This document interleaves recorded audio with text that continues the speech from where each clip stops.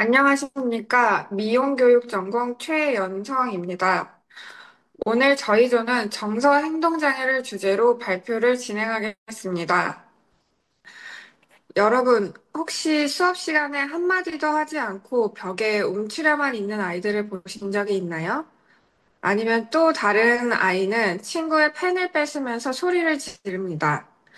우리는 종종 이런 아이들을 문제아라고 부릅니다. 하지만 이 아이들이 정말 문제를 일으키고 있는 걸까요? 아니면 그 아이들 안에서 문제가 일어나고 있는 것일까요? 오늘 저는 보이는 행동 뒤에 보이지 않는 정서 이야기를 하려고 합니다. 두 가지 요소가 복합적으로 작용하기 때문에 더욱 섬세한 이해가 필요합니다. 오늘 발표는 정서행동장애의 정의를 시작으로 조예지 선생님이 그 분류와 특성을 발표하고 이어서 정수연 선생님이 통합교육을 위한 실제적 지원까지 차례로 살펴보겠습니다. 정서행동 장애 정의부터 발표 시작하겠습니다. 요즘 교실은 단순한 학습의 공간이 아닙니다. 금쪽이 같은 학생 한 명으로 인해 수업 전체가 흔들리고 선생님은 매일이 전쟁 같은 하루를 보내고 있습니다. 화면에 보이는 ADHD, 품행장애, 틱장애는 더 이상 드문 사례가 아닙니다. 이러한 문제는 단순한 버릇이나 태도의 문제가 아닌 의학적, 심리학적으로 진단되는 장애로 조기 발견과 체계적인 지원이 필수적입니다. 그래서 오늘 이 발표의 시작은 정서행동장애가 무엇인지부터 정확히 정의하고 그 속에 담긴 의미를 되짚는 것부터 시작하려고 합니다. 정서행동장애란 정서장애와 행동장애가 합쳐진 용어입니다. 정서장애는 감정 조절의 어려움으로 인한 학업 수행과 대인관계 등 일상생활에 어려움을 보이는 상태, 행동장애는 사회적 규범으로 벗어나는 지속적이고 반복적인 문제 행동을 뜻하며 각 용어를 구분하기보다는 동등한 의미로 사용하며 정서행동장애를 합쳐서 폭 넓게 사용합니다. 정서 행동 문제와 정서장애의 경계는 불분명하지 않으며 장애가 단순히 있다, 없다로 구분하기에는 어렵습니다. 일반적으로 조현증, 공포증, 위축, 불안, 선택적 함묵증, 공격, 반사회적 행동, 기타 병리적인 증세와 같은 다양한 상태를 지칭하는 포괄적인 용어로 사용되어 왔습니다. 정서행동장애와 비슷한 용어로는 정서적 부적응 정신장애, 심리적 장애, 정신병리학 등이 있으며 이러한 용어의 다양성은 행동에 대한 개인적인 인내 정도의 편차, 전문가가 이론적 모델의 차이점, 정서적 문제와 관련된 용어의 차이, 행동에 대한 사회적 기대 등의 문제가 복합적으로 작용하여 나타난 결과입니다. 정서행동장애의 원인으로는 크게 세 가지를 나뉘어 볼 수 있습니다. 첫째, 유전적 요인 신경학적 이상 임신과 출산과 같은 생물학적 원인. 둘째, 기질적 특성, 애착 형성, 자존감 결함과 같은 심리적인 요인. 셋째, 가정환경, 사회적 문제 요인과 같은 사회환경적 요인이 있습니다. 다음으로 국내외 바탕으로 나뉘어서 설명해 드리겠습니다. 먼저 국내 한국 장애인 등에 대한 특수교육법에서의 정서장애 행동의 정의는 다음과 같습니다. 첫째, 감각적 건강상의 이유로 설명할 수 없는 학습상의 어려움을 겪는 사람. 둘째, 또래나 교사와의 대인관계에 어려움이 있어 학습에 어려움이 겪는 사람. 셋째, 일반적인 상황에서 부적절한 행동이나 감정을 나타내어 학습에 어려움이 있는 사람. 넷째, 학교나 전반적인 불행감이나 우울증을 나타내어 학습에 어려움이 있는 사람. 다섯째, 학교나 개인의 문제에 관한 신체적 통증이나 공포를 나타내어 학습에 어려움이 있는 사람을 뜻합니다. 우리나라 장애인에 대한 특수교육법 정의는 장애 정도에 대한 분류는 따로 없습니다. 이어서 미국 정서 행동장애에 관련하여 말씀드리겠습니다. 장애인 교육법에서는 심한 정서장애라는 용어를 사용하고 미국 행동장애 아동협회에서는 행동장애라는 용어를 사용할 것을 제안하며 국립정신건강 및 특수교육협회에서는 정서행동장애라는 용어를 사용할 것을 제안합니다. 이렇듯 용어의 제한이 다양한 것인 만큼 이 장애를 분명하게 정의하기 어렵다는 반증으로 보입니다. 미국에서 장애인 교육법에서의 장애 특징은 다음과 같이 5가지로 나뉘어 볼 수 있습니다. 이러한 행동이 장기간에 걸쳐 현저한 정도로 나타나되 교육적 성취에 부정적인 영향을 미치는 상태를 의미합니다. 지적 감각적 요인, 주변 관계, 부적절한 행동이나 감정 상태를 보이는 경우를 뜻하고 이러한 경우는 조현병은 포함하되 정서 장애로 판명되지 않은 사회 부적응 아동은 포함하지 않습니다. 한국과 미국 정의의 공통점은 판별의 준거는 정서적 문제와 교육적 성취입니다. 여기서 말하는 교육적 성취는 특정한 성취 수준을 의미하는 것이 아닌 정서적으로 안정된 상태에서 성취할 수 있는 수준에 비하여 현저히 낮은 성취 수준을 의미합니다. 즉, 개인마다 편차가 있을 수 있습니다. 이렇듯 정서행동장애를 명확하게 정의하기는 어렵습니다. 여러 가지 개념 모델 등은 인간의 행동장애를 바라보는 견해들을 서로 달리하여 각 모델에 따라 상이한 개념과 용어를 사용하며 대부분의 개념 모델은 성인 대상의 정신병리학적 입장을 취하고 있습니다. 또 누가 무엇 때문에 정의를 필요로 하는가, 각 전문성 분야에 따라 진단하고 평가하기 때문에 목적에 따라 달라지기도 하며 주관적인 정서적 경험이나 감정이기 때문에 측정 기준이 명확하지는 않습니다. 이외에도 행동 범위가 다양하여 정상과 이상으로 분류하기 위한 경계가 불분명하다는 점, 문제행동 정의의 강도, 빈도, 기간에 따른 명확한 기준이 부족하다는 점, 타 장애와 공존으로 인해 구분하여 정의가 어렵거나 사회적 적응, 취업, 기회 등의 불이익으로 인하여 정의 자체를 회피하는 경우가 있어 명확하게 정의하는 것이 어려운 것이 현실입니다. 지금까지 정서행동 장애가 무엇인지, 왜 정의하기 어려운지, 그리고 그 안에 어떤 복잡한 요인들이 얽혀 있는지를 살펴보았습니다.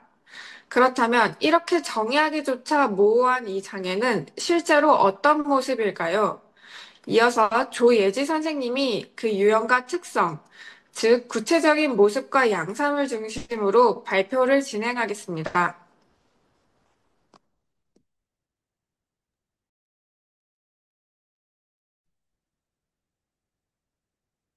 안녕하십니까. 교육행정전공 조예지입니다. 정서행동 장애의 분류 및 특성에 대해서 발표하겠습니다. 정서행동 장애를 바라보는 관점은 크게 두 가지로 나뉩니다. 하나는 의학적인 진단을 기반으로 한 정신의학적 관점, 다른 하나는 학생의 행동 양상으로 중심으로 분석하는 행동 문제 관점입니다. 정신의학적 관점은 우울, 불안, 섭식장애처럼 임상적으로 진단 가능한 증상을 중심으로 세분화하고 행동 문제 관점은 수업 중 산만함, 공격성 또는 과잉 통제 및 불안감 등 학교 현장에서 관찰 가능한 행동 문제를 중심으로 분류합니다. 이 두 관점은 각각 분석 틀을 가지고 있으며 정서행동 장애를 더 입체적으로 이해하기 위해서는 두 접근을 통합적으로 고려하는 시각이 필요합니다. 다음과 같은 정서행동 장애를 분류하여 각 특성을 알아보도록 하겠습니다. 먼저 외연화 문제 행동입니다. 외연화 문제 행동은 공격성, 반항, 품행 장애 등 겉으로 드러나는 행동 중심입니다. 문제가 쉽게 구별되며 교실 내에서 교사의 즉각적인 개입이 필요한 경우가 많습니다. 주의력 결핍 과잉행동 장애인 ADHD, 그다음 품행장애, 반응장애가 대표적인 예입니다. 가장 널리 알려진 ADHD, 즉 주의력 결핍 과잉행동 장애에 대해서 먼저 알아보겠습니다. ADHD는 주의 집중이 어렵고 충동적이며 과잉행동을 보이는 특성이 있습니다. 학령기 아이동에게서 흔하게 나타나며 조기 진단과 개입이 굉장히 중요한 장애입니다. DSM-5 진단 기준에 따르면 ADHD는 두 가지 주요한 영역으로 나뉘는데요. 첫 번째, 부주의, 두 번째, 과잉행동 충동성입니다. 각 영역별로 6개 이상 증상이 6개월 이상 지속되어야 하며 단순한 반항이나 과제 이해 부족으로 설명되지 않는 행동이어야 됩니다. 자세히 알아보면은 크게 부주의, 과잉행동 충동성에 대해서 아까 말씀드렸었는데요. 여기에 각각 9개씩의 영역이 있습니다. 부주의를 먼저 살펴보면은 부주의는 과제에 집중을 하지 못하거나 실수를 자주 하는 형태를 나타내는데 예를 들어서 다른 사람의 말을 듣지 않거나 지시를 따르지 못하고 과제를 체계화하지 못하는 등 행동이 반복적으로 나타납니다. 과잉 행동은 손발을 가만히 두지 못하거나 수업 중 자리를 이탈하는 행동입니다. 차례를 기다리지 못하거나 다른 사람의 행동을 방해하는 등 즉각적인 자극에 반응해서 조절하기 어려운 행동이 나타납니다. 각 영역을 6개 이상, 그리고 6개월 이상 지속적으로 나타냈을 때 ADHD라고 말을 합니다. 다음은 품행장애입니다. 이 장애는 타인의 권리를 침해하거나 사회적 규범을 위반하는 지속적이고 반복적인 행동을 말합니다. 크가지 4가지 유형의 증상을 나타내는데요. 공격성, 재산 파괴, 도벽, 규칙 위반 등 4가지 유형으로 분류가 되고요. 학교 부적응, 폭력성, 약물 남용 등 다양한 문제 행동이 동반될 수 있습니다. 품행 장애의 경우 대부분 부정적인 정서를 보이며 좌절에 대한 내성이 부족하기 때문에 아동이 본인의 생각대로 일이 이루어지지 않으면 간헐적으로 이러한 분노와 무고한 행동을 보이기도 합니다. 다음은 반항성 장애입니다. 반항성 장애는 적대적이고 반항적인 행동이 6개월 이상 지속되는 경우를 말합니다. 여기는 지속적인 불복종, 타인을 탓하거나 또 분노를 표출하는 것이 주요 특징이면서요. 일상생활과 교실에서의 갈등 요인으로 작용할 수 있습니다. 반대로 이제 내면화 문제 행동에 대해서 알아볼 텐데요. 내면화 문제 행동은 주로 내면의 감정이 응집된 상태로 겉으로 잘 드러나지 않아서 늦게 지원이 이루어지는 경우가 많습니다. 불안이나 위축, 열등감, 자기 비난 등이 주를 이루며 내면화 문제 행동의 이제 대표적인 예로는 불안장애, 그리고 우울장애와 양극성 장애가 있습니다. 눈에 잘 띄지 않기 때문에 조기 개입이 어려운 경우가 가장 큰 특징입니다. 불안장애 먼저 알아보면요. 불안장애는 불안이나 공포로 일상생활에 영향을 주는 것을 말합니다. 여기에 다들 잘 아시는 공황장애가 포함되고 선택적 함증이 있습니다. 우울장애는 말 그대로 우울한 기분이나 감정이 오랫동안 지속되어 부정적인 영향을 주는 것을 말합니다. 양극성 장애는 조울증이라 불리며 명확한 원인 없이 기분이 들뜨는 조증 증상과 기분이 가라앉는 우울증 증상이 반복적으로 함께 나타나는 것을 말합니다. 이 양극성 장애는 우울증보다 치료에 더 많은 어려움이 있다고 합니다. 다음으로 이제 조현병과 특장애가 기타 장애로 있는데요. 조현병은 망각, 환상, 망상, 환각, 이상 언어 사용 등 정신적으로 혼란스러운 증상을 보이는 상태를 말합니다. 그리고 틱장애는 신경학적 원인에 의해 나타나는 반복적인 움직임과 소리를 가진 행동 장애인데요. 특정 부위를 반복적으로 움직이는 단순 운동틱과 소리나 말을 표현하는 음성틱이 있습니다. 대표적인 틱장애로는 투렛 증후군이 있는데요. 이건 운동틱과 음성틱이 함께 나타나는 경우를 말합니다. 다음은 정서행동장애의 특성입니다. 4가지로 살펴볼 수 있는데, 첫 번째, 정서행동장애 학생은 모든 사람이 강도와 빈도의 차이만 있을 뿐 문제행동 특성의 가능성을 모두 가지고 있습니다. 그리고 두 번째로 복합성인데요. 문제행동이 단일하게 나타나기보다는 여러 특성이 복합적으로 일어나는 경우가 많고요. 세 번째 다발성, 동시에 출현하는 경우가 많습니다.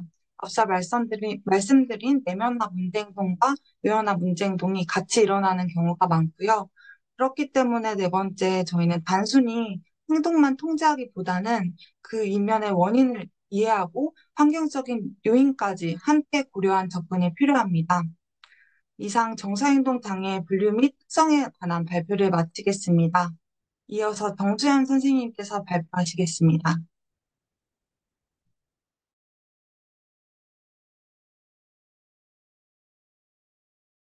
네, 안녕하십니까. 체육교육 전공 정수연입니다. 이번 파트에서는 정서행동 장애 학생을 위한 통합교육 지원 방안에 대해 이야기하겠습니다. 통합학급 내에서 발생할 수 있는 갈등과 한계를 이해하고 효과적인 교육적 접근을 함께 모색해 보겠습니다. 정서행동장애 학생은 통합학급에서 종종 부적절한 행동을 보이며 교사나 또래 친구들과의 관계에서 어려움을 겪는 경우가 많습니다. 이러한 행동은 단지 그 학생의 개인의 문제가 아니라 학급 전체 분위기와 학급 운영에도 영향을 줍니다. 그렇기 때문에 이들을 위한 세심한 접근과 지원이 필요합니다. 정서 행동장애 학생을 지도할 때는 문제 행동만을 바라보는 것이 아니라 그 행동이 발생한 전후 사건을 분석하는 것이 중요합니다. 이후 해당 행동을 대체할 수 있는 바람직한 행동을 가르치고 학생이 긍정적으로 행동할 수 있도록 구체적인 지원 방안을 수립해야 합니다. 다음으로는 구체적인 지도 방안에 대한 개별화 교육 계획안에 대해 얘기하겠습니다. 교육계획안에는 행동 지도에 대한 내용이 반드시 포함되어야 합니다. 문제 행동을 단순히 없애는 것이 아니라 바람직한 행동을 학습하도록 돕는 것이 핵심입니다. 이를 위해서는 학생의 삶과 맥락과 환경에 대한 이해, 그리고 일관성 있는 관찰과 개입이 병행되어야 합니다.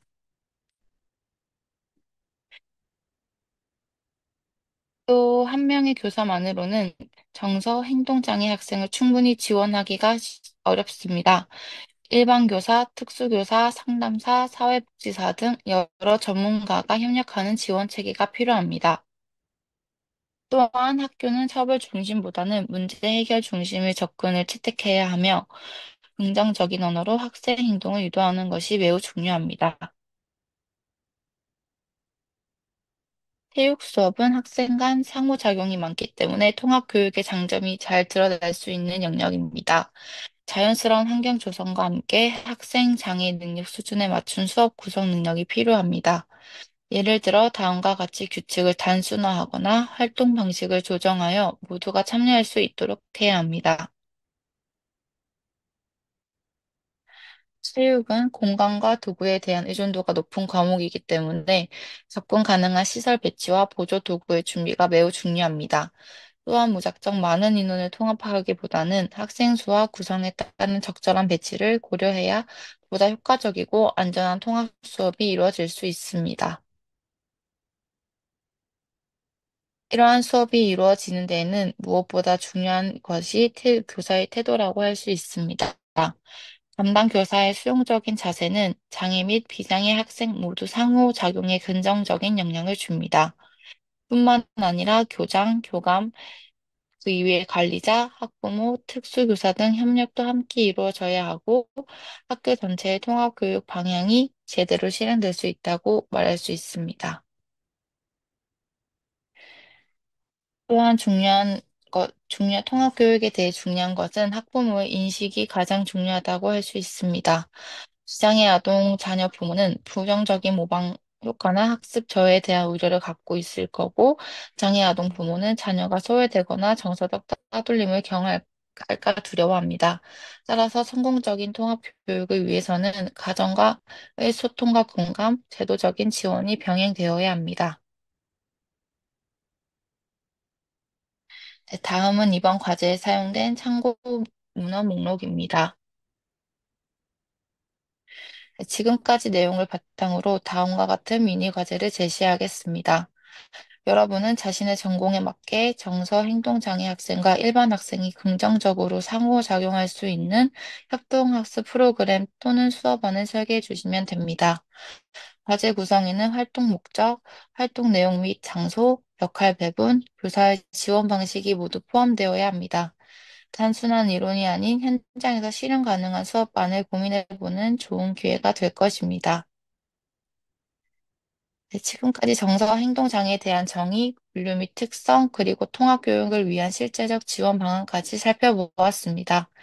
정서 행동장애는 단순히 문제를 일으키는 아이가 아닌 도움이 필요한 아이를 이해하고 지원하는 교육의 시선이 필요합니다. 교육은 지식을 가르치는 것을 넘어 한 사람의 삶을 깊이 들여다보는 일입니다. 오늘 발표가 그런 시선을 확장하는 데 조금이나마 도움이 되었기를 바랍니다. 이상 정서 행동장애 발표를 마치겠습니다. 감사합니다.